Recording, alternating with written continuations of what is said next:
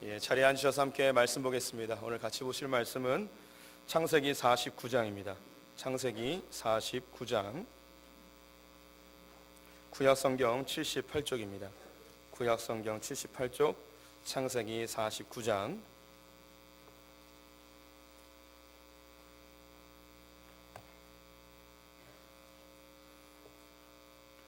창세기 49장 8절부터 10절의 말씀을 한 절씩 교독하시고 마지막 절 합독하도록 하겠습니다. 함께 읽겠습니다. 유다야, 너는 내 형제의 찬송이 될지라. 내 손이 내 원수의 목을 잡을 것이요 내 아버지의 아들들이 내 앞에 절하리로다. 유다는 사자 새끼로다. 내 아들아, 너는 움킨 것을 찢고 올라갔도다. 그가 엎드리고 웅크림이 수사자 같고 암사자 같으니 누가 그를 범할 수 있으랴. 함께 읽습니다. 규가 유다를 떠나지 아니하며 통치자의 지팡이가 그 발 사이에서 떠나지 아니하기를 실로가 오시기까지 이르리니 그에게 모든 백성이 복종하리로다. 아멘. 오늘도 주님의 보좌 앞으로 나오신 성도님들에게 하나님의 은혜와 평강이 함께 하시기를 축원드립니다. 우리 옆 사람에게 인사하겠습니다. 당신은 독수리입니다. 독수리처럼 날개 짓을 열심히 하기보다 주님의 바람에 우리의 삶을 맡기고 멀리 창공으로 날아가는 분들 되셨으면 좋겠습니다. 오늘은 하나님의 동물원 두 번째 시간 사자를 함께 보도록 하겠습니다. 사자를 함께 보도록 하겠습니다. 사자입니다. 사자는 밀림의 왕자죠.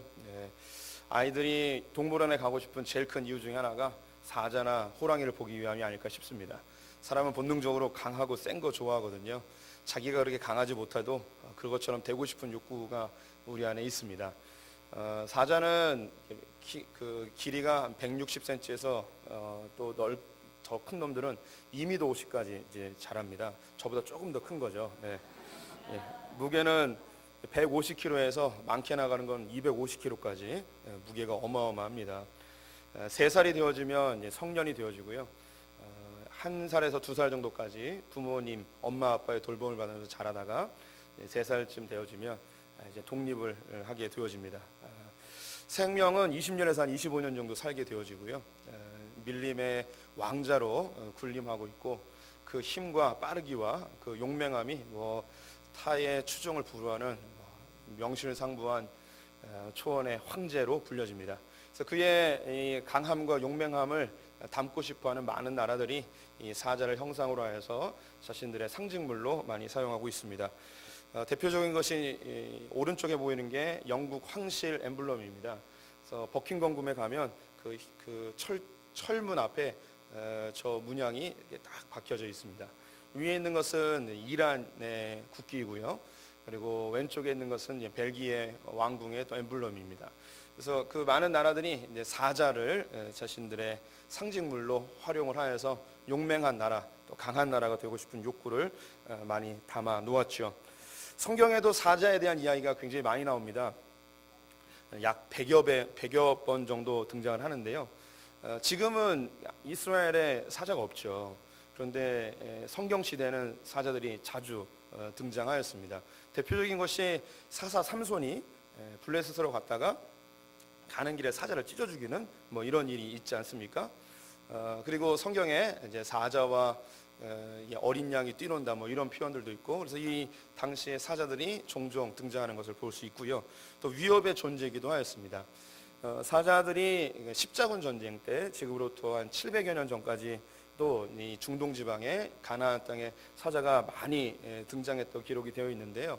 그 다음부터 이제 조금씩 줄어들었고 마지막 기록이 1950년도에 이스라엘에서 이제 사자가 발견된 것이 마지막이었습니다. 이건 자연스러운 현상이기도 한데요. 육식동물 중에 최고 포식동물이 이제 사자입니다. 호랑이도 있겠지만요. 그런데 이제 사람이 점점 증가하면서 사자보다 더 잡식성인 고기를 막 잡아먹는 짐승들이 누구냐면 사람이에요. 그래서 사람이 점점 많아지면 자연스럽게 이 포식동물들도 이제 점점점 사라지게 되는 것이 자연스러운 현상이기도 합니다. 성경에서 이제 사자들이 언제 이제 주로 등장하는가, 많은 경우의 수들이 있는데 4가지 정도로 집약을 해볼 수 있습니다. 가장 먼저는 이제 사자가 갖고 있는 강력한 힘을 보여줄 때에 사자를 이미지화합니다. 사자는요 자기 몸무게보다 3배가 더 강한, 더 무거운 이 짐승들을 잡아먹을 수 있습니다. 뭐 들소도 잡아먹고요, 악어를 공격하기도 하더군요. 때로는 하마를 공격하기도 하고 심지어는 코끼리까지 공격하는 경우들도 이제 보게 됩니다. 자기보다 큰 짐승은 잘 공격 안 하는데 배가 고프면 어쩔 수 없이 약간 좀 미쳐버려서 코끼리한테 달려들었다가 밟혀 죽는 경우도 있고 뭐 이런 경우가 있습니다. 예, 성경에서 하나님을 이 강력한 사자에 비유하는 본문이 있는데요. 이사야서 38장 13절 말씀 같이 제가 한번 읽어보겠습니다. 내가 아침부터 견디어 싸우나 주께서 사자같이 나의 모든 뼈를 꺾으시오니 조석간에 나를 끝내시리라.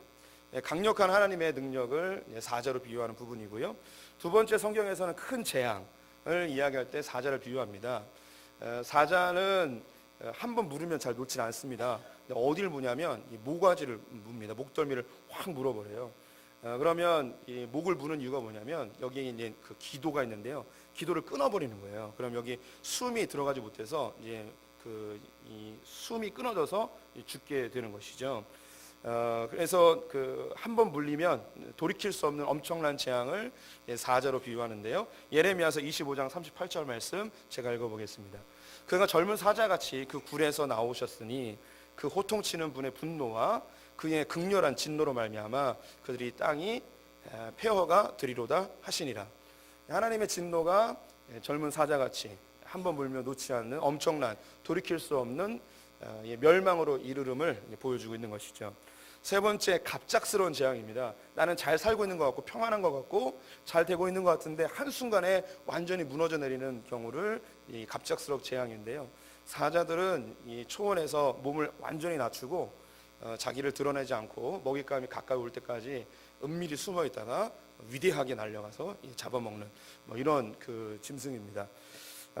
이 은밀한 공격, 또 갑작스러운 재앙을 하나님께서는 가끔 이제 사단이 우리를 공격할 때의 모습으로도 비유하긴 하는데요. 시편 17편 12절 말씀 제가 읽어보겠습니다. 그는 그 움킨 것을 찢으려 하는 사자 같으며 은밀한 곳에 엎드린 젊은 사자 같으니이다. 그래서 사자의 특징이 은밀하게 숨어서 그 먹잇감을 한 번에 제압하는 모습인데요. 우리에게 다가오는 재앙들이 나는 잘 되는 것 같고 잘 사는 것 같고 별 문제 없는 것 같고 뭐 특별히 하나님과 좀 멀어져도 뭐 크게 문제 없으니까 괜찮겠지라고 생각되지만 한순간에 몰려오는 재앙의 모습을 묘사하고 있습니다. 또 한 가지, 사자는 강력한 힘의 상징이기 때문에 교만함도 함께 상징하고 있습니다. 자기의 능력을 의지하여서 살아가는 자들이죠. 가끔 이솝우화를 보게 되면 사자가 자그마한 이 쥐새끼나 혹은 토끼나 이런 거에 놀림을 당하는 경우를 보게 되죠. 그래서 이솝우화에서도 이 사자가 교만함의 상징, 자기 능력만 믿고 지혜롭게 행동하지 못하는 교만함의 상징물로 표현되기도 합니다. 시편 34편 10절에 이렇게 나와 있습니다. 젊은 사자는 궁핍하여 줄을 치라도 여호와를 찾는 자는 모든 좋은 것에 부족함이 없으리로다. 이 세상에 있는 사람들을 젊은 사자로 묘사합니다. 자기의 능력, 자기의 힘을 의지해서 나는 잘 나갈 거야 라고 생각하지만 그런 아무리 똑똑하고 힘 있는 자도 궁핍함에 세월이 있다는 거예요. 하지만 여호와를 의지하는 자, 주님을 찾는 자는 부족함이 없는 삶을 산다는 하나님의 이제 말씀입니다. 이러한 구절들은 사자가 갖고 있는 강력한 힘, 그 사자가 갖고 있는 이미지를 가지고 이야기를 하고 있는데요. 성경은 우리에게 너희는 사자다라고 표현하고 있습니다. 그래서 이 사자가 단순히 그런 능력, 힘 이런 것을 이야기한다면 하나님의 성품과 좀 차이가 있습니다. 우리가 지난주에 독수리를 볼 때도 독수리는 빠르고 용맹하고 높은 곳에 뭐 날아다니고 뭐 이런 것들이 우리의 먼저 생각나는 이미지이지만 성경에서는 그런 것 때문에 우리에게 독수리라고 이야기하지 않는다고 말씀드렸습니다. 사자 역시 그 강력한 힘 때문에 우리에게 사자라고 이야기하지는 않습니다. 하나님께서 왜 우리에게 너희는 사자다, 사자 새끼다 라고 왜 이야기하시는가, 그걸 좀 오늘 두 가지를 살펴보도록 하겠습니다. 오늘 본문을 보게 되면 이 사자와 이 이스라엘, 특별히 이 유다 민족과 깊은 관련이 있는 것을 보여주고 있는데요. 오늘 본문에 유다 가문 가운데 지도자가 나올 것이고 통치자가 나올 것이고 원수를 물리칠 것이고 영원히 그 왕조가 이어질 것임을 선언하는 예언적 본문입니다. 그래서 유다 지파를 사자다라고 표현했는데 이스라엘 사람들은 사자를 굉장히 좋아합니다. 그리고 국기에다가 사자를 그려놓기도 하고요. 그리고 유다 지파 안에서 다윗이 나오게 되어지고 다윗의 가문 가운데 예수 그리스도가 나와서 이 그 유다의 사자라고 할 때 유다의 사자는 직접적으로 예수 그리스도를 예언하기도 합니다. 통치자이시고 원수를 파괴하시고 즉각적으로 임하는 재앙의 모습으로 다가오시는 그 주님의 모습을 그대로 보여주고 있죠. 그래서 요한계시록 5장 5절 말씀에 이 예언의 말씀이 기록되어 있습니다.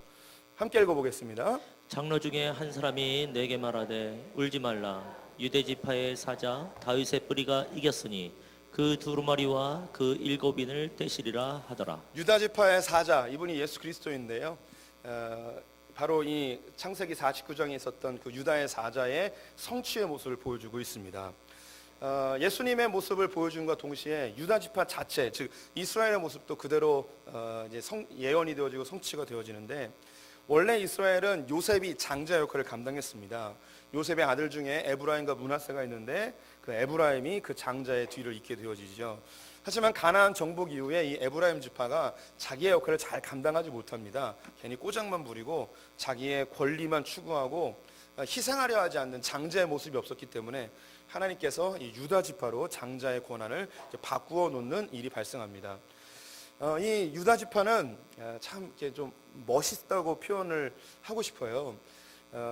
이스라엘 백성들이 애굽을 나와서 가나안 땅을 정탐하여 12명의 사람들이 보고를 하게 되는데 10명은 부정적으로 이야기하고 2명은 긍정적으로 이야기합니다. 이 2명이 여호수아와 갈렙이었습니다. 여호수아는 에브라임 지파 실제적인 장자의 가문이었고요.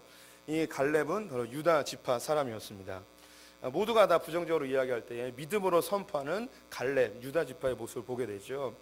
이 갈렙을 중심으로 유다 지파가 가나안 땅에 들어가는데 땅들을 자기의 원하는 대로 이제 차지할 수 있는, 그래서 하나님 허락받고 그 땅에 정착할 수 있는 상황인데요. 좋은 땅이 많이 있었어요. 근데 유다 지파가 고른 땅은 어디냐면 남쪽에 있는 광야 땅, 그리고 산지 땅을 얻게 됩니다. 가나안 땅에서 좋은 땅은요, 이 중간지대에 있는 이스라엘 평화가 있는데 여기는 곡창지대입니다. 그리고 그 위쪽으로 갈릴리 지방이 있는데 이곳은 호수가 있기 때문에 아주 풍요로운 곳이죠. 근데 유다 지파는 가장 먼저 땅을 구하는데 다른 지파보다 제일 첫 번째로 유다 지파가 그 땅을 달라고 그래요. 그런데 곡창지대나 물이 많은 수원이 풍부한 곳으로 구하지 않고 바로 그 산지와 광야지대를 얻게 됩니다. 그들은 다른 민족들, 다른 지파들에게 좋은 땅을 양보하고 가장 척박하고 가장 어려운 땅을 구하게 됩니다. 더 나아가서 이 갈렙이 자기 딸이 한 명 있었는데 이 딸을 상금으로 내놔요. 그래서 어느 이 도시를 점령하는 자에게 내 딸을 부상으로 주겠다라고 합니다. 그때 온니엘이라는 첫 번째 사사가 나타나서 전쟁에 승리를 합니다. 그래서 딸을 얻어요. 딸을 얻으면 보통 같으면 좋은 땅, 그리고 가장 안전한 곳을 주지 않겠습니까? 왜 전쟁에 나가서 승리하면 자기 딸을 주려 했냐면 가장 밑에 있는 브엘세바 지방이 이제 국경선이에요. 이 국경선을 잘 막아야 되는데 아무에게나 맡기면 안 되고 여기 또 광야지대이기 때문에 아무나 안 가요. 그래서 제일 용맹한 사람, 그리고 자기의 딸을 보냄으로 책임감 있게 이 국경지대를 좀 보호해 주길 바라는 마음이 이 갈렙에게 있었습니다. 너무나 이게 멋진 신앙의 모습이 아닙니까? 그리고 이 갈렙은 85세 되었을 때에 헤브론을 바라보며 이 산지를 내게 주소서, 아주 유명한 말씀이죠. 이걸 그 고백을 하게 된 거예요. 내가 아직 85세지만 아직도 힘이 아주 왕성합니다. 이 땅을 내가 얻을 수 있습니다. 그런데 그 땅을 모든 사람들이 다 싫어했어요. 왜냐하면 아낙자손이라는 거인족 속들이 살고 있었거든요. 두려워서 그 땅을 차지하지 못하는 거예요. 그런데 앞서서 솔선수범하여서 갈렙이 85세의 나이에 내가 나가서 싸우겠습니다라고 이야기한 거죠. 굉장히 용맹한 사제의 모습이 그에게 있죠. 그러면 이유가 있을 거예요. 그냥 단순히 헤브론을 차지하고 싶은 것이 자기의 용맹함 때문만 아닐 겁니다. 목숨 걸고라도 그것을 차지하고 싶은 이유가 있겠죠. 이 헤브론에는 중요한 게 있었습니다. 뭐냐면 아브라함의 무덤이 있었습니다. 아브라함이 자기 아내를 위해서 샀던 그 막벨라 굴이 이 헤브론에 있었던 거예요. 그럼 이 아브라함이 믿음의 조상이고 이스라엘의 아버지이기 때문에 그 무덤에 들어가는 자들이 누가 되냐면 그 이스라엘의 장자가 되는 거예요. 그래서 이 갈렙은 그 어떤 땅보다도 어딜 갖고 싶었냐면 유다 땅, 그리고 헤브론을 차지하여서 이 유다 민족이 이 이스라엘의 장자 역할을 감당하기 원하는 그런 선포, 희망, 꿈이 있었던 것이죠. 그래서 목숨 걸고 안악자손들 다 물리치고 이 헤브론을 차지하여서 이 아브라함의 무덤을 그들이 소유하게 됩니다. 그래서 이 유다 지파가 그 용맹함으로 장자의 권한을 되찾는 아주 멋진 모습을 보이게 되어지죠. 우리 그 안에 이 유다 지파와 같은 용맹함이 있었으면 좋겠습니다. 무엇에 대한 용맹함인가? 내가 부유해지고 강하고자 함이 아니라 내 가족들과 내 지체들과 내 공동체를 더 잘 지키기 위한 용맹함, 그리고 하나님의 나라를 유업을 받기 위한 그런 용맹함, 그리고 이 땅에 있는 악한 것들과 싸울 수 있는 그런 용맹함들을 갖추었으면 좋겠습니다. 그러면 이제 궁금해지는 거죠. 이 사자가 어떤 능력이 있길래 이 초원의 왕자로, 밀림의 황제로 등극할 수 있었을까요? 이 유다 지파가 갖고 있는 능력도 동일한 건데, 우리의 용맹함도 이 사자로부터 얻어야 되는데, 제가 보기를 드리도록 하겠습니다. 1번, 사자의 이 강력함은 무엇에 있는가? 첫째, 힘, 그의 강력한 힘 때문이다. 2번, 그의 날카로운 발톱 때문이다. 3번, 아주 기술적으로 먹이를 잘 잡는 그의 능력 때문이다. 세 번째, 그의 으르렁 때문이다. 1, 2, 3, 4번 중에 몇 번일까요? 대답하기 좀 애매하시죠? 근데 제가 이런 걸 왜 물어봤겠어요? 답을 어느 정도 찍으면 되는 거예요. 답은, 저의 답은 늘 4번에 있습니다. 끝에 있는 거예요. 힘은요, 사자가 세긴 세요. 하지만 하마가 더 세고요, 코끼리가 더 셉니다. 사자보다 힘센 동물은 더 많아요. 사자는 날카로운 발톱을 갖고 있는데, 이 사자만 날카로운 발톱이 있는 게 아니에요. 다른 동물들도 날카로운 발톱이 있습니다. 곰의 발톱을 보셨나요? 확 하면요, 살짝 훅 날아가 버립니다. 이 사자가 빠른 발로 먹이를 잡습니다. 하지만 치타가 더 빨라요. 그래서 이 빠르기를 이야기한다면 사자가 그렇게 탁월한 건 아닙니다. 그런데 다른 모든 동물들보다 유일하게 갖고 있는, 사자만이 갖고 있는 엄청난 능력이 있어요. 이게 뭐냐면 으르렁이에요. 으르렁이 별거 같지 않지만 이 으르렁이 어마어마합니다. 이 사자가 으르렁 되면 8km까지 들리고요, 옆에서 듣는 짐승들은 천둥 소리처럼 들린대요. 그래서 우리 성도님들 혹시 라이온 킹이라는 영화를 본 적 있으십니까? 제가 오늘 그거 보여드리려다가 봐야 될 게 오늘 많아가지고 그걸 안 보는데, 라이온 킹이 아버지가 돌아가시고 삼촌이 구테타 일으켰다가 삼촌 제거하고 하이엔 애들 다 없앤 다음에 그 아버지가 올랐던 그 왕좌 같은데 딱 걸어 올라가요. 올라간다면 으르렁 이렇게 해요. 으르렁 그래요. 그랬더니 으르렁 되니까 어떻게 하냐면 밑에 있는 다른 짐승들이 다 고개를 숙이고 완전히 다 엎드러지는 거예요. 오늘 성경 말씀 8절 같이 한번 읽어봤으면 좋겠습니다. 8절 읽어볼까요? 유다야, 너는 내 형제의 찬송이 될지라. 내 손이 내 원수의 목을 잡을 것이요, 내 아버지의 아들들이 내 앞에 절하리로다. 유다에 대해서 이 사자의 모습을 그대로 보여주고 있어요. 이 사자와 같은 유다 앞에 모든 자기의 형제들이, 모든 다른 동물들이 다 고개를 숙이고 절을 하는 거예요. 이 으르렁 앞에 다들 이렇게 무릎을 꿇어버리는 겁니다. 사자가 힘, 빠름, 그의 날카로운 발톱, 무기, 이런 것 때문에 다른 짐승들이 그 앞에 굴복하는 게 아니고 그의 우렁찬 그 울음소리 때문에 거기에 다 질려버리는 거예요. 그래서 이 유다 지파가 이 사자와 그 매치가 되어지는데, 유다의 뜻이 뭐냐면요, 유다는 찬송이라는 뜻이에요. 우리의 무기는 뭘까요? 우리의 무기는요, 강력한 힘이 아니에요. 혈과 육에 대한 싸움이 아니란 말이죠. 우리의 무기는 뭐냐면 으르렁이에요. 으르렁. 그래서 우리는요, 하나님께 높여드리는 그 찬송이 우리의 으르렁이고요, 주님께 부르짖는 음성이 으르렁이에요. 그리고 두려움과 고난과 시련이 다가올 때에 하나님의 말씀을 위해서 끊어버리는 말씀의 선포가 바로 으르렁이에요. 우리는요, 갖고 있는 거 별로 없어요. 우리가 아무리 힘을 쓴다고 해도 나보다 더 센 힘의 사자들이, 다른 그 사람들이 존재하고요, 내가 빨리 달려가려고 해도 나보다 더 빨리 가는 존재가 있고요, 내가 아무리 지혜를 발동하려 해도 나보다 더 똑똑한 사람이 엄청 많단 말이죠. 그런데 우리의 으르렁이 이 세상에 있는 모든 것들을 눌러버립니다. 근데 이것은 내 목소리가 아니고 하나님을 향한 선포이고 주님의 이름을 찬송하는 것이고, 내 심령에 있는 고민과 근심과 걱정을 하나님께 아뢰는 그 부르짖음이 바로 우리의 으르렁이 되는 것이죠. 우리 성도님들 어린 시절부터 신앙생활 하신 분들은 부모님께로부터 그런 교육을 많이 받으셨을 거예요. 옛날에 가로등도 없는 시절에 밤길 걸을 때 너 무서우면 찬송 부르라는 거예요. 으르렁거리라는 거예요. 너는 사자 새끼라는 거예요. 으르렁대면 악한 것들 물러간다는 거죠. 제가 여러 번 말씀드렸지만 저희 집은 공동묘지 옆에 있었습니다. 가로등도 없는 날, 달빛을 벗삼아 걸어야 되는 그 심정을 아십니까? 예. 흔들리는 입새에도 떨리는 가슴이 있었습니다. 귀신은 나오지 않을까 막 이런 생각에 늘 겁내하면서 걸었죠. 그때 제 입술 가운데 늘 터져나온 게 뭐냐면 예수님 찬양, 예수님 찬양, 승리는 내 것일세, 뭐 이런 거 부르면서 그 무서운 이 공동묘지 길을 제가 열심히 걸었단 말이에요. 그 이후에 제가 뭔가 좀 깨닫게 되었을 때는 근심과 걱정이 올 때마다 주님께 말씀으로 선포했어요. 우리 성도님들 말씀 암송은요 엄청난 능력을 발휘합니다. 이게 차곡차곡 쌓이게 되어지면 결정적 순간에 나도 모르게 하나님의 말씀이 훅 일어나서 이 상황을 다 정리해버려요. 우리 1년에 한 번씩 69절씩 외우는데요, 우리 성도님들 뭐 전부는 아니더라도 몇 구절씩이라도 실천해 보시는 게 굉장히 좋습니다. 하나님의 우리에게 주신 것은 두려워하는 마음이 아니요 오직 사랑과 능력과 절제하는 마음이다. 이런 말씀이 제 안에 훅 일어나면 두려움이 싹 사라지는 거예요. 아무것도 염려하지 말고 기도와 간구로 하나님께 알아라. 그러면 평강의 하나님께서 너의 마음과 생각을 지키시리라. 이런 말씀들이 제 안에 확 다가오면 삶의 이 문제들이 다 눈녹도 녹아버리고 내 앞에 다 굴복해버리는 거죠. 이게 으르렁이에요. 으르렁. 너는 내게 부르짖으라. 내가 내게 응답하겠고 내가 알지 못하는 신비한 일을 너에게 보이리라. 주님께서 우리에게 부르짖으라고 그러는 거예요. 으르렁 대라는 거죠. 이쯤 돼서 사자의 으르렁을 함께 보도록 하겠습니다.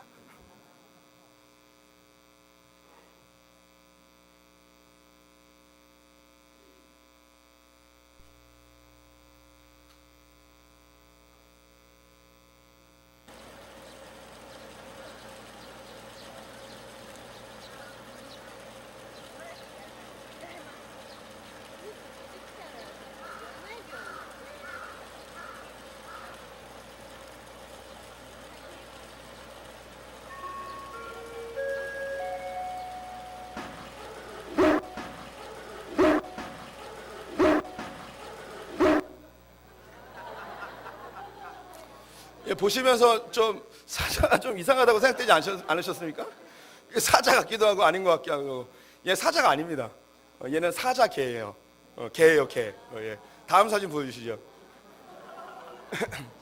예, 마스티프라는 한국말로 사자개인데요. 사자가 되게 비슷하게 생겼죠. 2013년 8월에 중국의 그 루시 동물원에서 실제로 사자 대신에 이 마스티프 개를 넣은 적이 있었습니다. 그래서 어린아이가 아프리카 사자라고 쓰여 있는 우리 앞에 갔는데 가만히 있을 때는 몰랐는데 점점 가니까 얘가 겁이 나니까 이 마스티프가 울은 거예요. 월. 그래서 이 꼬마이가 깜짝 놀래가지고 막 울어버린 거예요. 그래서 이 부모님이 화가 나가지고 신고를 해버렸죠. 그래서 이 방송에 나왔어요, 이게. 그래서 동물원 관계자에게 왜 사자를 안 넣어놓고 개를 넣어놨냐 얘기했더니 이 사자가 아프리카 사자를 교미하기 위해서 다른 곳에 보냈는데 비워놓는 것보다 개라도 집어넣는 게 좋겠다 싶어서 이 개를 집어넣었다는 거죠. 제가 이걸 왜 보여줬냐면요, 우리 성도님은 개가 아니에요. 우리는 개소리 하면 안 되는 거예요. 우리는 으르렁 돼야 되는 거예요. 으르렁 돼. 으르렁 돼야 되는 거예요. 네. 우리의 으르렁은 모든 이 땅의 이 잡소리를 다 잠재워 버립니다. 이 땅의 두려움과 근심과 걱정을 다 잠재우는 것이 우리의 힘과 능력이 아니고 으르렁이에요. 다른 동물이 갖고 있지 않은 강력한 무기, 바로 이 으르렁 앞에 모든 것들이 잠잠해지는, 이미 우리 성도님들 많이 경험해 보셨을 거예요. 우리 부르짖음 앞에, 우리의 말씀의 선포 앞에, 하나님의 이름을 높이는 찬송 앞에 우리의 근심 걱정이, 나를 대적했던 것들이 잠잠해지는 것을 경험해 보셨을 것입니다. 주님 앞에 으르렁 되시기 바랍니다. 옆 사람에게 한번 연습해 봅시다. 으르렁.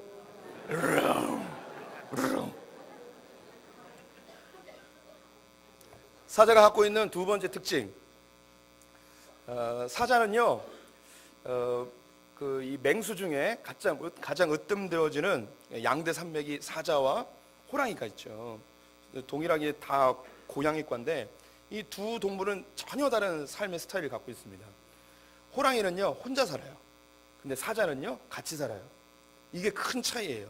하나님께서 우리에게 너희는 호랑이다 라고 이야기하지 않고 너희는 사자다 라고 이야기했어요. 사자다 라고 이야기했을 때 가장 중요한 부분이 뭐냐면 공동체예요. 공동체. 저는 개인적으로 우리나라 호랑이를 좋아하잖아요. 이것은 우리의 민족성에 또 영향을 주는 것 같아요. 사자는 호랑이 혼자 살기 때문에 한국 사람은 어딜 가든 혼자 살아요. 뭘 해도 혼자 해요. 같이 못 해요. 그래서 그 중국 사람은 이 차이나타운 같은 데 모여 사는데요. 한국 사람은 이민사회도 가보면 한국 사람이 몰려들면 지만 혼자 다른 데 가요. 그러면 또 다 몰려가요. 그럼 또 다른 데 가요. 이 한국 사람은 그런 특징이 있어요. 이 부분에 좀 다른 이야기들도 나오는데, 중국은요, 우리는 그 광화문에 가면 해태가 있잖아요. 이건 신화적인 동물인데, 중국은 해태가 아니고 뭐가 있냐면 사자가 있어요. 그래서 그게 이제 민족성하고 좀 관련이 있는 것 같아요. 중국 사람들은 함께, 그리고 사자를 상징물로 하고 있는 많은 나라들은 이 공동체성을 굉장히 중요시합니다. 그런데 우리나라는 호랑이를 좋아하다 보니까 이 독립적으로 활동하는 거 너무너무 잘하는 거예요. 혼자 하는 건 잘하는데 여럿이 하는 거 잘 못하잖아요. 제가 인도에서 5개월 동안 있으면서 마침 이 국립공원에 방문한 적이 있었습니다. 이 국립공원은 호랑이를 보호하는 보호구역이었어요. 전 세계 동물을 촬영하는 이 다큐멘터리 팀이 매해마다 와가지고 이 호랑이를 촬영하는 그런 곳이었는데요. 보통 작가들이 오게 되면 한 15일쯤 기다리면 이 호랑이를 만나게 된대요. 근데 감사하게도 저는 가자마자 그 다음 날 이 호랑이를 만나는 기회가 있었는데, 저희 한국 팀이 7명이었는데요. 차에 3명씩 타요. 3명, 한 명이 저였어요. 저는 늘 이렇게 외롭게 살았답니다. 그리고 저희 현지인 스텝하고 스코틀랜드에서 온 친구하고 한 차를 타고 있는데, 다른 차들은 호랑이를 만나지 못하고 저희 차만 호랑이를 만나게 되었습니다.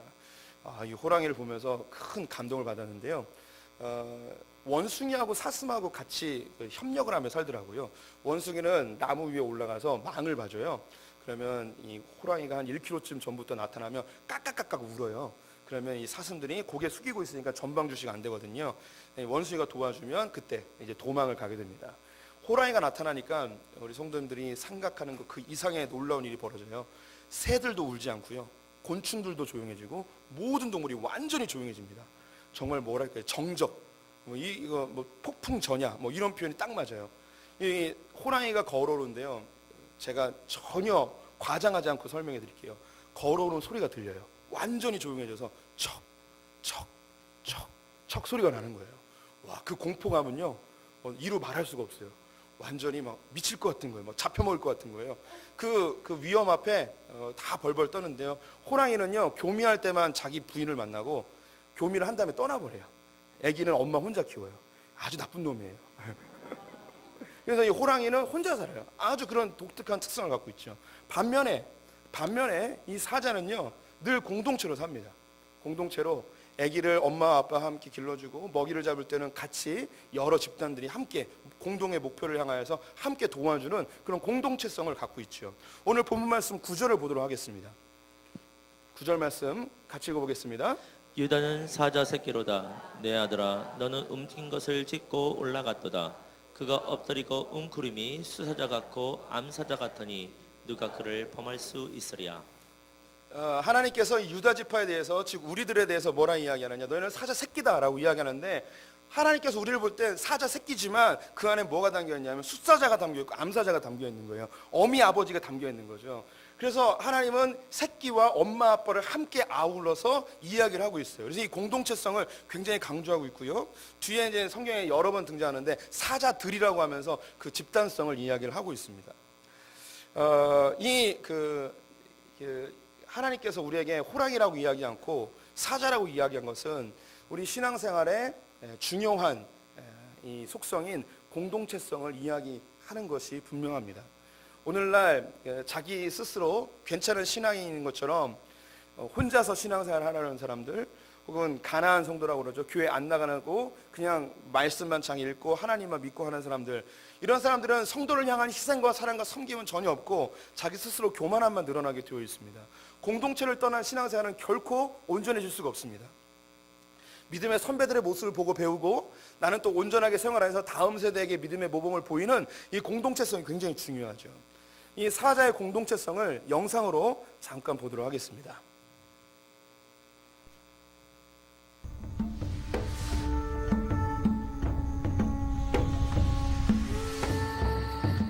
무리에서 태어난 사자 새끼 양육의 1차적인 책임은 당연히 친어미에게 있다. 잔혹한 맹수이지만 모성의 만큼은 누구 못지 않다.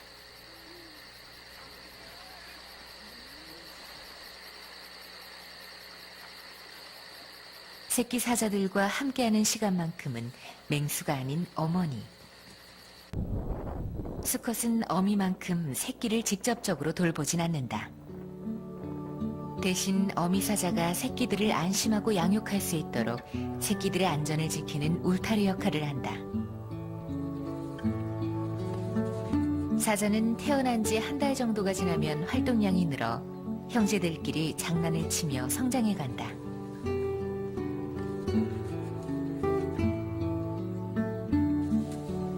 어미 사자가 처음으로 새끼를 데리고 외출을 나선다.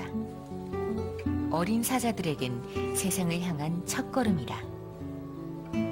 새끼는 이렇게 하나씩 하나씩 세상을 배워간다.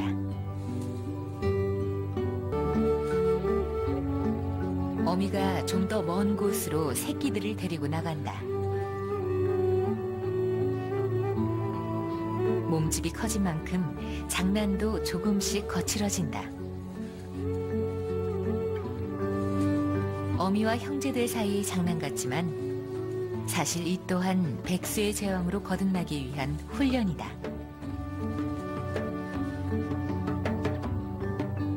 어미의 시야에 먹잇감이 포착됐다. 마침 배도 고프고 새끼들에게 좋은 시범도 보일 겸 사냥을 시작한다. 오늘은 사자 가족 대부분이 사냥에 나섰다. 가족 사냥은 새끼 사자에 대한 교육이기도 하다.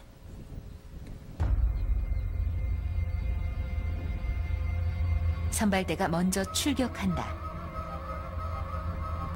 암사자들 중 가장 경험이 많은 대모가 선두에 나선다. 조금씩 조금씩 거리를 좁혀간다.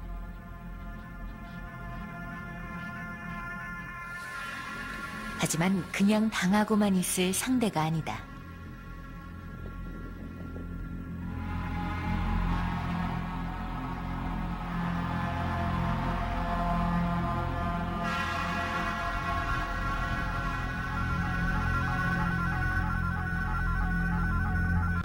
물러설 수 없는 결전의 순간.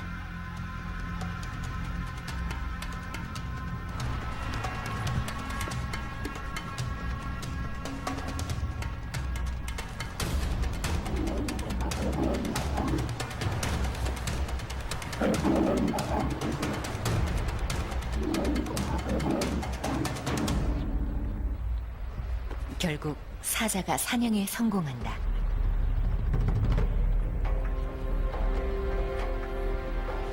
잡혀 먹이는 얼룩말에 동정심을 가지면 안 됩니다. 지금 사자에 대해서 이렇게 사자처럼 용맹해야지 뭐 이렇게 교훈을 얻으셔야죠. 한국 사람이 이렇게 너무 착해요. 사자처럼 돼야 되는데. 제가 보여드린 영상은 그 가족 이 사자의 이제 공동체성에 대해서 이야기를 하고 있습니다. 그래서 이스라엘 백성들은 가족 내의 신앙 교육을 굉장히 철저히 하였습니다. 그리고 공동체 안에서 믿음의 선배들이 신앙의 모범을 보이고 그 다음 세대가 그것을 따라하는 그런 모습을 보이게 되죠. 유다 지파가 사자가 되어지고 그 이후에 왕으로 다윗이 나타나는데 다윗의 왕조 즉 유다의 왕족 가운데 늘 반복적으로 이야기하는 것이 뭐냐면 다윗과 같이 행하였더라, 다윗과 같이 행하지 못하였더라. 믿음의 선배의 모습을 잘 쫓아갔는지를 보여주고 있죠. 유다의 사자의 실체이신 예수 그리스도가 우리에게 오셨습니다. 그럼 그분은 우리의 이제 대장 사자인 거죠. 우리 어떻게 해야 되는가? 그 사자 되신 예수 그리스도를 우리가 쫓아가면서 그분의 발걸음을 뒤쫓아가며 그분을 닮아야 되는 것이고, 우리는 또 좋은 신앙의 모범을 보이기 위하여 다음 세대에게 또 교육하기 위하여 우리의 삶을 정돈해야 되는 것이 이제 우리의 모습인 것이죠. 우리 주변에 우리 성도님들 이미 많은 좋은 신앙의 선배들을 두셨으리라고 생각이 듭니다.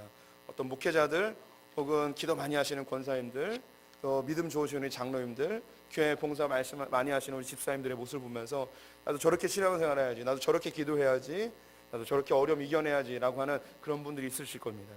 이게 바로 공동체가 갖고 있는 보이지 않는 교육의 효과입니다. 우리 성도님들 사자들이 되십시오. 우린 개가 아닙니다. 우리는 그 겉으로 센 척하면서 멍멍대지만 속에는 겁이 많은 거죠. 하지만 진짜 사자는 으르렁 한마디에 모든 것을 다 잠재워버리는 능력이 있습니다. 우리 입술 가운데 참된 능력 되신 하나님의 그 말씀이 우리 가운데 선포되어지고 가장 위대하신 그 능력자이신 주님을 찬송하며 또 우리가 연약하고 부족할 땐 그분을 부르짖는 소리가 우리의 으르렁이 되어집니다. 그리고 이 모습을, 주님을 찾는 모습, 주님을 의지하는 모습들을 우리 많은 지체들에게 보여주십시오. 내가 강한 척하지 마시고 하나님께 연약함을 그대로 우리 지체들에게 보여주는 거예요. 나는 연약하지만 주님 때문에 나는 강력해집니다. 나는 이렇게 힘이 없지만 주님 때문에 나는 용기가 솟습니다. 나는 무능하지만 주님 때문에 지혜를 얻습니다. 이런 모습을 보이는 거죠. 우리는 참 안타까운 게 사람들에게 세 보이고 싶고요, 똑똑해 보이고 싶고 우리 연약함을 숨기고 싶어합니다. 근데 성경은 늘 우리에게 동일하게 이야기해요. 너 연약함과 부족함과 지혜 없음에 대해 부끄러워하지 말고 하나님께 부르짖으라는 거예요. 그 모습 그대로 보여지게 되면 나의 다음 세대가 그걸 보고 우리 아버지도 어머니도 우리 믿음의 선배들도 그래 힘들고 어렵고 지칠 때 주님 찾았지 하면서 주님께 나아오게 되는 것이죠. 오늘 본문 말씀 자신의 이름을 넣어서 부르면 더 큰 은혜가 되리라고 생각이 듭니다. 오늘 유다라는 말 대신에 자기의 이름을 넣어서 한번 불러봤으면 좋겠습니다. 여기에 유다야 너는 이라고 되어 있는데 자기 이름을 넣는 거예요. 창현아 너는 형제의 찬송이 될지라. 이 그 두 가지 본문 가운데 자기 이름 한번 넣어서 우리 같이 한번 합독해 봤으면 좋겠습니다. 함께 읽겠습니다. 창현아 너는 형제의 찬송이 될지라. 내 손에 원수의 목을 잡을 것이요 내 아버지의 아들들이 내 앞에 절하리로다. 창현이는 사자 새끼로다. 내 아들아 너는 움킨 것을 찢고 올라갔도다. 그가 엎드리고 웅크림이 숫사자 같고 암사자 같으니 누가 그를 범할 수 있으랴. 아멘. 기도하겠습니다. 하나님, 우리는 강해지고 싶고 약한 것을 싫어하고 더 빠른 능력과 지혜를 얻고 싶어합니다. 주님께서 우리에게 주신 그 놀라운 능력, 주님께 부르짖는 것이 우리에게 있음을 깨닫습니다. 가장 위대하신 주님을 찬송할 입술을 주셨고 가장 지혜로운 하나님의 말씀을 선포할 수 있게 하셨으며 우리의 연약함을 부르짖을 수 있는 하나님이 곁에 계시니 감사합니다. 하나님, 우리가 이 땅의 소리를 내지 않게 하시고 하나님의 소리 내는 자들 되게 하여 주시옵소서. 사자와 같은 용맹함이 우리의 입술 가운데 터져나오게 하여 주시옵소서. 하나님, 또한 우리가 공동체를 생각하는 자들 되길 원합니다. 가정 내에서 신앙교육이 잘 이루어지게 하여 주시며 소풍교회 공동체 안에서 믿음의 선배들이 모범을 잘 보이고 다음 세대들은 믿음의 선배들을 따라갈 수 있는, 또 우리 모두가 예수 그리스도를 좇을 수 있는 그런 공동체 되게 하여 주시옵소서. 지금 우리 주 예수 그리스도의 은혜와 하나님 아버지의 무한하신 사랑과 성령의 교통하심이 하나님 앞에 부르짖기 원하며 주의 말씀을 선포하길 소망하고 하나님의 놀라우신 이름을 찬송하기로 결정하며 나의 신앙의 결단의 모습이 다음 세대에게 전수되기를 소망하는 소풍의 모든 성도들 가운데 지금부터 영원토록 함께 있을지어다. 아멘.